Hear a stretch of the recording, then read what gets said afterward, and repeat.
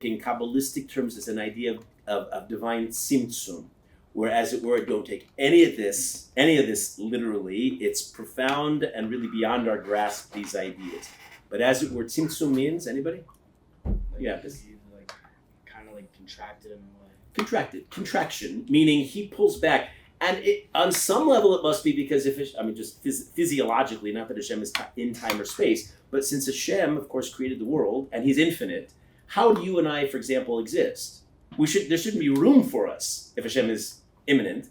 So therefore, the concept of tzimtzum, and I'm not going to go into Hasidim and Misnagdim right now because this is probably the central organizing ideological difference between these two worldviews, but that's for another time, another discussion. You ask this sense that you get that somehow Hashem pulls back from creation. So I pointed out that, of course, in the major way, Hashem is entirely involved. That's the idea of providence. Divine providence is that Hashem is involved. And we said this on Rosh Hashanah. We're going to say it in a couple days on Yom Kippur, that Hashem, miyamus, decides who will live, who will die, who's going to be healthy, who's going to be wealthy. Every single detail. That means, Hakol b'dei Shamayim, chutz me'yireh Shamayim, everything is in Hashem's hands except for freedom of choice, our ability to fear Hashem and thereby act on it by choosing to be righteous or otherwise. Right? That's what's up to us, but that means that Hashem is totally involved in the world. However, and this is what I was about to say, I didn't get a chance to say it yet, there is a sense that Hashem intentionally gives over to human beings to run the world. He invites us to. That's why we're partners in creation.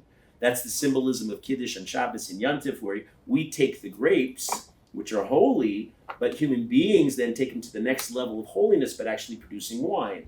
That's the symbolism behind the Kiddush. But we have it in any number of other meaningful capacities. Probably the most famous Agadata in the Gemara Bava Metzia is the story of the Tanur Shel Achnai. Is that familiar to anybody? No. Tanur Shel Achnai is a long story. I'm going to just focus on one part of it. It's a very famous one. Probably you'll oh yeah, I know this one. When Rabbi Eliezer ben Hyrcanus has an argument with everybody else, and we rule by the majority, but he did not back down. Oh yeah, and and he says, if I'm right, let this carob tree yield, let this carob tree yield fruit, and let this river run upstream, and let the walls of the base medrash tilt over, and all these miracles happen, indicating it seems that in heaven he's deemed to be correct in his side of the argument.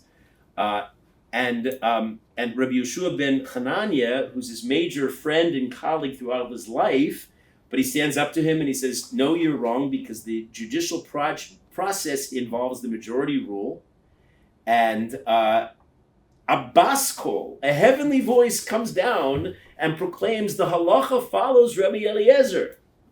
And Rabbi Yeshua says, we don't paskin from a baskol, lo b'shamayim. We just read this in Parsha, right, a couple weeks ago. It's not in heaven, and therefore Hashem says, "Hashemayim shemaim l'Hashem." The heavens are in Hashem. Ba'aretz nasan livnei adam. On that level, Hashem gives us a certain jurisdiction, a certain authority to determine certain things. That's why the years are all set. That's divinely done. But the months, how do we establish in the calendar system before Hillel II set the calendar what it determines the new month?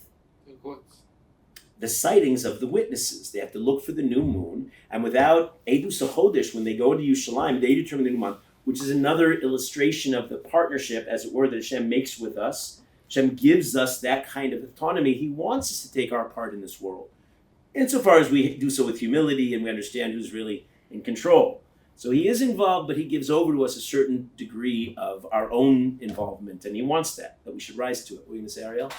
Just in line of your thought on the partnership theme, one could interpret that the heavens belong to God because there he's in control through the angels. They do his bidding because they're just extensions of God's will, so to speak. He gave the earth to mankind so that we, with our free will, can give it back to him by doing his ratzon freely in this world and creating like a fusion between heaven and earth kind of thing. Which is illustrated in the Mishnah in Pirkei Avos, that you should make your desire like his desire because his desire is the only thing that matters. But that's our choice. That's the drama of Hakol b'dei Shamayim chutz me'yireh Shamayim. We have to rise to it and exercise our freedom of choice for Hashem. And that's, of course, what these 10 days of Tshuva are all about. That's what Yom Kippur is profoundly about. We come to Hashem and we realize what an opportunity Hashem has given us, right? What a beautiful life we have and an ability to rise, to take this earthly matter, but to take our essence, which is our spiritual self, our soul, and have the spiritual not destroy the physical. That's not the Jewish way. Christians do that kind of thing. They think the physical is all evil. Jews say, no, we take the spiritual, we embrace the physical with the spiritual and upgrade it. So that's Kiddush, like you just said before. Kiddush is, I take the raw matter of this world and I sanctify it, I'm mekadesh, and thereby I elevate the world. And that's every detail of our lives. You name the mitzvah, and we can illustrate the exact same point.